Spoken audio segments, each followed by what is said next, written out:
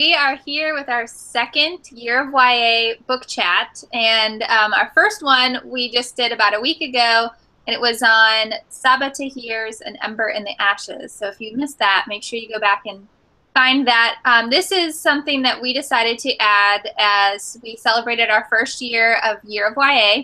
We wanted to add a little bit something else, and so every month Tavi and I are going to read the same book during our theme, and then record ourselves kind of having a chat about it. But it's not supposed to be just the two of us chatting. We really want you to engage with us. So view the video and then react. We're always going to have elements that you can hopefully go on Twitter or use the blog post and share some of your thoughts and ideas. So without further ado, we are going to book chat today about Alex Gino's George, which is a middle grade novel. So we're going to start off with our first segment, which is the 30-second sell. So George wants to be the star in the 4th grade production of Charlotte's Web. And he doesn't want to be Wilbur. He wants to be Charlotte. But classmates say that girls can only play that part because Charlotte's a girl. George, however, is a girl, even if his biological makeup was male. He was equipped with passion, perseverance, and an amazing best friend. George sets off on a journey to let the world know who she really is. Okay, so that was a perfect 30-second sell. I feel like I don't really know how to follow that up. So what I'm going to say is that one of the things that drew me to this book, since I primarily read young adult because I am in high school, I don't read a ton of children's lit, and I was really drawn into the fact that this story is just really simple and honest. I don't feel like it's necessarily trying to teach you a lesson. Like, that's not in your face. It's just telling you this simple, honest story about this girl named George, who is really Melissa, and, you know, her journey to try to share that with the world. One thing that I really do want to add about this book, as far as selling it, I would really love in my school to sell it as a class read aloud. I think that with high school kids, sometimes books that are shorter and have a pretty easy reading level work really, really great for read alouds. They capture listeners right away, and it's easy for all of the listeners to sort of comprehend what's going on and stick with the story. And I think that by using this as a read aloud in high school, even middle school, it would open up the door to important conversations about empathy and diversity. And because the main character is in 4th grade, I think that you know, it would give the students a different perspective. You know, it would let them see this from a child's viewpoint, see the innocence, and that might also help with building empathy. So let's elaborate a little bit more. And I love your point that this is simple. Like, I think we should start there. Like, this is a book that is written for children. Mm-hmm. And so it's just telling a story. There's really not an agenda. I thought, you know, again, like, without giving too much away, the parent part of this is not really, like, there's not a battle in the community over whether or not they should use the bathroom. Like, it is simply this one character inside her mind, how she relates with her classmates, and it's like an everyday story. I mean, you know, I remember, this is kind of a big jump, but I remember when Lori Halsey Anderson's Speak came out, and, like, that was wild. She was talking about rape, and oh my goodness, you know, like, what a big topic to talk about.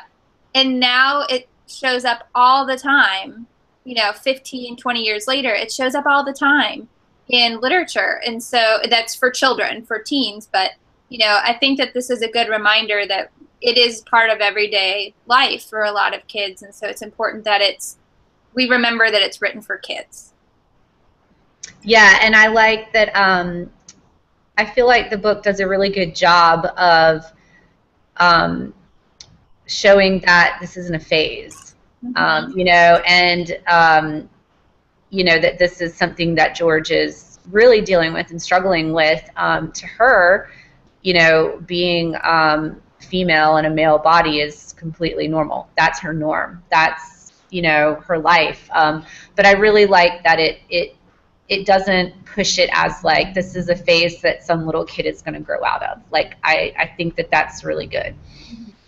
And I think too, like going off of that, there without reading the book, I would imagine that there's a lot of adults that are going to be haters. Like that was my first thought with this. Like as soon as they hear what this book's about, they're gonna be like, "Don't put that in my library," or "Don't put that in my children's library." It's like I think that if you read this book or you bring it into your library, your classroom, like be prepared for that. But I think the biggest argument as to why it should be there, without getting political, is to say read the book. Yeah. Read the book, because there isn't anything. There's other books with transgendered characters that I've read that I'm a little like, okay, not really elementary appropriate, just based on language and some other things that happen. But, you know, to me, putting this book in a library or a classroom, there's too many kids that don't have representation. And this is one voice. I mean, this is one kid's story. And I think that if you get a hater or somebody that is going to be, you know, apprehensive about this book, if you get them to read it, they're going to hear and feel a little bit of that empathy of what we're talking about. That this is just a very basic, I hate to say basic because it's not, you know, it's not bells and whistles and anything crazy. It's just a kid's life and how he's trying to fit in as a she, you know. Yeah, and I think it's interesting because you know, wouldn't necessarily find this book in a high school library because the main character is 4th grade. But for me, I'm definitely going to add it to my library. And I have all kinds of books with, you know, the main characters are younger. I don't really discriminate. I think that if it's a good story and it could be valuable to my kids, I add it to the library. But I think that it is important because as librarians, as teachers, as educators, it's part of our duty to serve all of our students. And, you know, your bias or your political views or your beliefs aside, you know, you're there for all of the kids, not just the ones that you agree with, you know, their identity or how they identify or their belief system. You know, we have to be there for everyone. And so our libraries really should reflect all of our students' voices and voices that we might not know are there. But that could be there, that, you know, just haven't been revealed to us yet. So definitely going to add it to my library. I do think that I could certainly sell this book to a lot of kids and hopefully some teachers, maybe to do some read-alouds. Yeah, I hope so too. One of the things that I read the New York Times review of this book, and I loved that it was Tim Federle who did it, because I'm kind of author crushing right now on him. I've read, like, not only did I read The Great American Whatever, but then I sought out his story in a young adult collection, and I just love his voice, whether it's through a character or not. But I love that he was the one that reviewed this book, and one of the things that he said was about that, the concern that people are going to have over this book. And he said, also trust that when you tell a contemporary child, kid in 2016 who's been hearing about the HB2 bill in North Carolina, where we work, you know, kids are hearing about that. They're hearing about Caitlyn Jenner. It's part of their everyday world. Mm-hmm. So he said, when you tell a contemporary child that some people are born into a body that they don't identify with, most will blink and say, okay, cool, what's for dinner? It's so true. I mean, our kids just are not fazed by it because it's not an agenda for them. It's not earth-shattering for them. So I love that when we remember that these books are for kids, that we have to take away our perspectives and our life complexity and remember that this is who they're written for. And I just think that was beautifully said, and I think that Alex Gino, the author, that's exactly the point was trying to get across through Melissa's story. Yeah, and I think that even kids who aren't transgender, who don't identify that way, would still be able to learn from George and gain strength from the story, because whether you're transgender or whatever you are that you feel like you have to hide, I think that kids could really benefit from reading about how you just be yourself. You just have to be yourself, and you have to just trust that the people that you love are going to accept that, and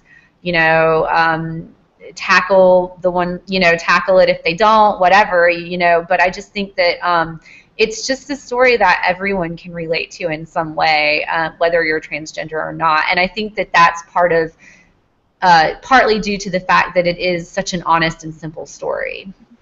All right, so I'm going to try to bridge us from what we've been talking about to something that you put on that you wanted to talk about that I think is really important with this book. But another quote, I've read a lot about this because I wanted to see what other people were putting out there.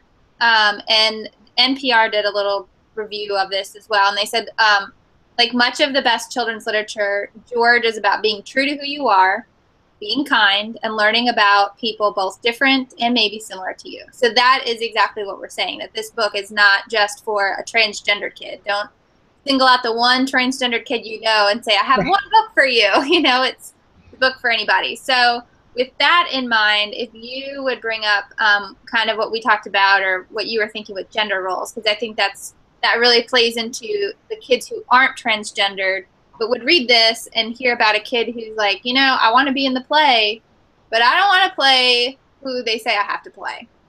Right. So when I was reading, one of the things that really stuck out to me was the idea of gender roles. And I don't know why, it felt like every page, because so much of it took place while they were at school.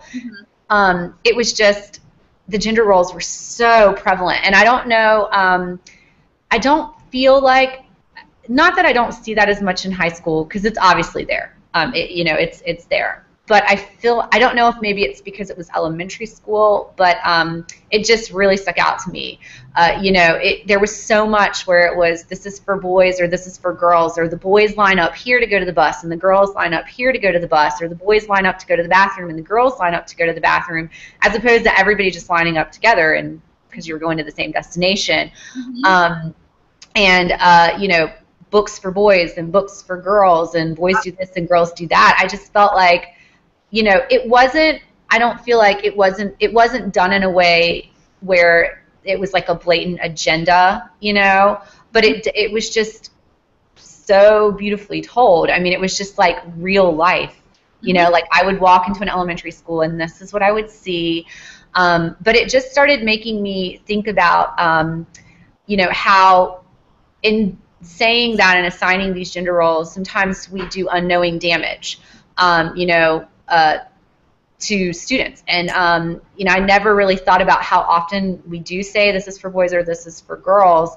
And I just think it's something, this book made me feel like it's just something to be aware of, and to try to bring more awareness to, especially when we think about students, whether they're elementary school or high school, that might be confused about who they are or where they fit into our world. There are transgender students at my school, and it's very interesting when you start thinking about gender roles, and how that could affect them, even though you're innocently saying something, but it could do a lot of damage to them and confuse them further. So I just thought that was really interesting. I don't know if, he was going for that. I don't know if that was something that he wanted us to think about while reading, but it definitely stuck out to me a lot. Yeah, well, and hearing you talk about that, I am not transgendered, so I can't understand the conflict of what Melissa was feeling every day in school. But I was a tomboy growing up, like a big time tomboy, and even now when I'm 30 years old, I tell people I played Little League baseball, and they're like, "Oh, you played softball?" No, I played like baseball, like with the boys. And then I say, "Oh, I played hockey." "Oh, you played field hockey?" "No, I wore ice skates," and so it's still hard now as a 30-year-old, like having to explain to people I was an athlete and that girls play these sports too. And it's frustrating for me as an athlete, like I think that there's the flip side of that is this theater, the theater idea where even now, like, to put somebody, whether or not it's a situation like George and Melissa, where, it looks like a boy and he wants to play a girl. I think that it's something that we should be a little bit more open to, and I think the first thing I thought about with that was Peter Pan. Right. Traditionally, Peter Pan is played by a female, and we just did a local show here, and actually two females played Peter Pan. So to me, why is that okay? But if a boy wants to play Charlotte in Charlotte's Web, regardless if it's gender, maybe he's not even motivated because it's a girl. Maybe he just likes Charlotte better than Will. And I think you make a really great point that it's very innocent sometimes, whether it's sports or other activities. And when we say it to a student, oh, that's a boy sport, or oh, that's a role for girls. It's not, doesn't have to be political. It doesn't have to be some kind of agenda behind it. But we sometimes say it because we're used to hearing it. We're conditioned. I mean, society, everything about our society conditions us to be that way. Yeah. I mean, if you think about just in the library, I mean, how many times have you made displays that might be like, more specific for boys? It might even have the word boys on it, more specific for girls, and it's completely innocent. It isn't in any way to say if you're a boy, you can't read these, books about romance, or if you're a girl, you can't read these books about whatever. But it's like it's conditioned. Yeah. But that's true. It's very true. And it's hard to break it, but I feel like if I can do one thing in the library to not condition books to be, this is a girl book and this is a boy book, then that's the one thing that I can contribute to the next generation not having that kind of gender split. I think it's a little thing, but it could go a long ways. Yes, definitely. All right, so one more thing I want to elaborate on. Really short, I promise. But I loved Kelly, and I want to tweet about her tonight during our chat. But she is like the best friend, and I don't want to give away too much. I feel like we've kind of talked a whole lot about what's going on in the story, but I just didn't want to miss Kelly because she is just the most. She is that one that Tim Federley's like, okay, cool. You want to wear a skirt? What's for dinner? Like. I loved her, and I loved, like, when the uncle came and took him, was it to the zoo or whatever, and she's like, here, put this on and put that, it's so accepting, and I just have to hope in my heart that, that's how most little kids are, and that. I love that she's written in there like that, because it might be the difference. To go back to Speak, I talk about this book all the time because it was the difference maker with how I was able to approach a friend that had gone through abuse, and I couldn't understand, and there's so much felt like I couldn't approach her about. And so when I read this book, it kind of opened up the door to how a friend should act to somebody. And so that, she just totally stood out to me as she's going to be a role model to some kid who needs, this is how I should act towards this person. That's exactly what I was going to say, and I think that's why like a read aloud with this could be so powerful, because whereas I feel like in my school most of my kids are probably not going to necessarily identify with George being transgender.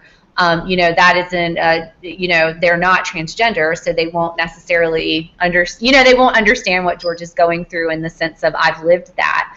But I feel like there's so many more kids that will be able to identify with Kelly. Yes. And having a friend that's different from them in some way, whether it's, being transgender or whatever. So I love her too. She's wonderful. Okay, so our whole summary of Elaborate is just be more like Kelly. Yeah, we need t-shirts. Hashtag be more like Kelly. Exactly. All right. You ready to move along? Yeah, so we'll do Rita Likes now. Perfect. All right, so the first one that I thought of is one that I've read recently, and it's called Lily and Duncan. And George is, like we said, a little bit more of an innocent view of what it's like in the head of a transgender child. Lily is older. Lily is definitely in middle school, has a lot more going on in her world, and there's some mature themes there. So when I read that one, I went, you know, George, I feel comfortable with an elementary kid reading. Lily and Duncan is just a little bit more mature, in my opinion. But it is an excellent book, and what I loved about it was that, kind of like Kelly, Lily comes across somebody who is going through their own problems, but at the same time is a support for her. So I'm a big fan of Lily and Duncan. And I just want to throw in really quick, I haven't read that yet. It's definitely on my to-be-read list. But even though it traditionally isn't really a high school book, I do have it in my library. So again, don't be afraid to include, you know, elementary and middle school reads in the high school library.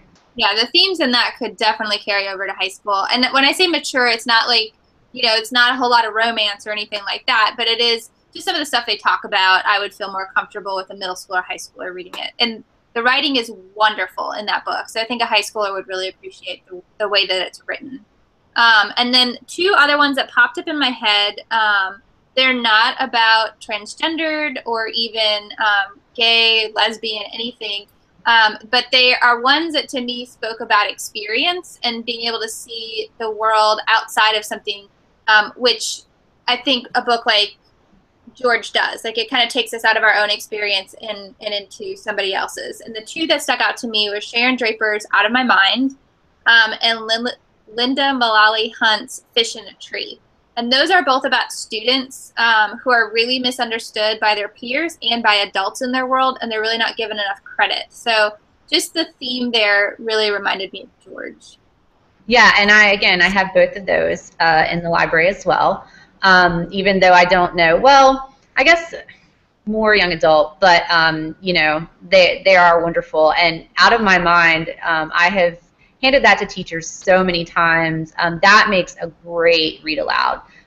If you know you need a class to read aloud, that one is wonderful for reading aloud to students. And just, you know, the conversations that it can bring about are really important. So that's a great suggestion.